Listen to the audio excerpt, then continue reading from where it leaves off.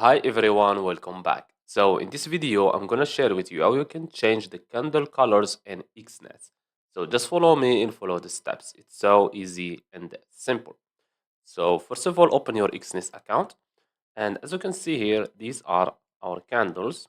So if you want to change the color, all you have to do is go here to this icon, click on it, and choose candles. Okay.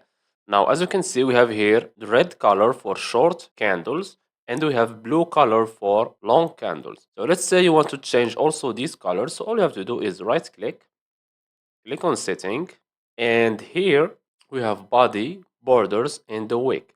So these ones are for the long candles, okay? These ones, up candles. And these ones are for the short candles, okay? The down candle. So let's change, for example, the body of the long candle to green, for example. Click on it. And let's change also the border. And let's change the wick. As you can see, now the long candle color has been changed. Now let's change the short candle's color to, for example, let's say yellow. Okay, as you can see. And that's it. Now your candle colors has been changed. And that's it. So I hope you found this video helpful. Don't forget to give us a like and subscribe. Thanks for watching and see you on the next one.